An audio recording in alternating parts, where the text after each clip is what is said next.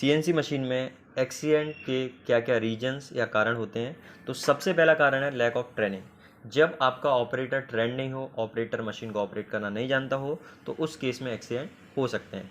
ये उसी तरह से है जैसे आप एक कार को ड्राइव कर रहे हैं और आपको कार चलाना ना आता हो।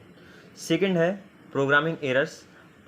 जो सीएनसी मशीन है वो प्रोग्राम के हिसाब से ऑपरेट होती है। यदि आपने प्रोग्राम में कोई एरर कर दिया और यदि आपने प्रोग्राम में कोई गलत डेटा एंटर कर दिया तो उसकी वजह से भी एक्सीडेंट हो सकता है।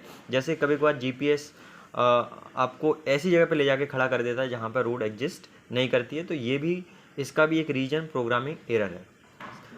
अगला है मैकेनिक फेल्यूर। तो मैकेनिक फेल्यूर मींस जैसे मशीन के जो पार्ट्स होते हैं जैसे मोटर है, गियर है, ये इनका ब्रेक डाउन हो जाए या ये अच्छे से काम नहीं करें तो इसकी वजह से एक्सीडेंट हो सकता है। जैसे फॉर एग्जांपल आप एक साइकिल चला रहे हो और उसमें एकदम से चेन आपका उसका टूट जाए तो एक्सीडेंट हो सकता है। अगला है टूलिंग प्रॉब्लम।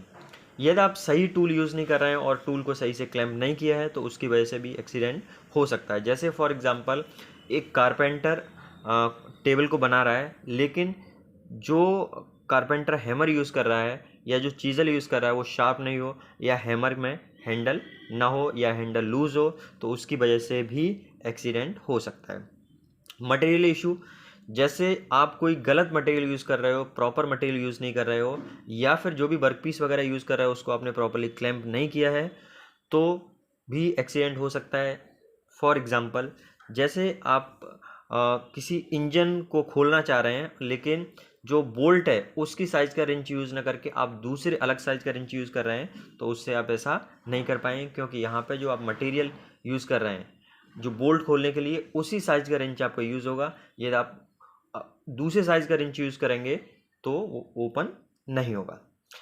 इनएडिक्वेट मेंटेनेंस, ये समझ में आता है जैसे आपको कोई भी मशीन होती है उसका एक रेगुलर इंटरवल ऑफ टाइम पर मेंटेनेंस कराना होता है। यदि आप मेंटेनेंस नहीं कराते हैं तो उसकी वजह से मशीन में ब्रेक डाउन हो सकता है और एक्सीडेंट होने की जो पॉसिबिलिटी है वो बढ़ जाती है। जैसे फॉर एग्जांपल आप एक कार को चला रहे हैं और कार में बहुत दिनों से आपने ऑयल चेक नहीं किया है या फिर आपने एयर का प्रेशर चेक नहीं किया है तो उसकी वजह से भी एक्सीडेंट हो सकता है। यदि इन केस ऑयल नहीं होगा तो ऑयल नहीं होने की वजह से कार का इंजन सीज भी हो सकता है और इंजन आपका ख़राब हो सकता है। तो जैसे जो भी ऑटोमोबाइल व्हीकल होते हैं, चाहे आपका कार हो चाहे बाइक हो, इनका रेगुलर इंटरवल ऑफ टाइम पर ऑयल चेक कराना चाहिए और प्रॉपर मेंटेनेंस सर्विसिंग कराना चाहिए। अगला है सेफ्टी इंटरलॉक। कभी कभार जो आपका डिवाइसेस होते हैं उसमें सेफ्टी के प्रोटोकॉल्स होते हैं, सेफ्टी के रूल्स रेगुलेशंस होते हैं, वो इंटीग्रेटेड होते हैं लेकिन लोग उनको इग्नोर कर देते हैं। जैसे कार में वार्निंग सिग्नल्स आते हैं तो यदि आप उन वार्निंग सिग्नल को इग्नोर करोगे तो उसकी वजह से एक्सीडेंट हो सकता है। जैसे एक एग्जांपल हो सकता है, यदि आपने सीट बेल्ट नहीं लगा रखा है तो उसमें जो लाइट है वो आपको लगातार वार्निंग सिग्नल देगा, लेकिन यदि आप उसको इग्नोर कर रहे हैं तो उसकी वजह से एक्सीडेंट हो सकता है। Cluttered work space, cluttered work space का मतलब चारों तरफ सामान आपका फैला पड़ा हुआ है तो उसकी वजह से एक्सीडेंट हो सकता है। जैसे कहीं पे टूल पड़ा हुआ है, कहीं पे ग्रीस फैला हुआ है, ऑयल फैला हुआ है ना।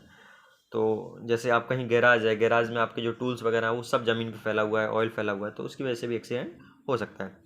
Fatigue rust operation, rust operation का मतलब आप जो काम है उसमें जल्दीबाजी कर रहे हो, ठीक है। जैसे इसमें लिखा हुआ आप देख सकते हैं trying to speed up the machining process, क्योंकि हर ऑपरेशन का एक लिमिट होता है, ठीक है। जैसे हर मशीन है उसका एक कटिंग स्पीड का लिमिट होता है, तो यदि आप उन पर जो आपको रिकमेंडेड पैरामीटर उनसे ज़्यादा स्पीड पर रन करा रहे हैं तो उसकी वजह से एक्सीडेंट हो सकता है। नेक्स्ट जैसे आप देख सकते हैं फटिग एंड डिस्ट्रैक्शन, ये भी बहुत बड़े रीजन होते हैं। फटिग और डिस्ट्रैक्शन का मतलब, फटिग का मतलब होता है थका होना, डिस्ट्रैक्शन का मतलब ध्यान भटकना। तो यदि ऑपरेटर थका हुआ है, यदि उसका ध्यान कहीं और है, उस इन बिटवीन मोबाइल चला रहा है तो उसकी वजह से भी एक्सीडेंट हो सकता है, ठीक है। जैसे इसमें एग्जांपल दिया हुआ है कि आप एक कार को ड्राइव कर रहे हैं, जब आप टायर्ड हैं और कार चलाते समय आप क्या कर रहे हैं, टेक्स्ट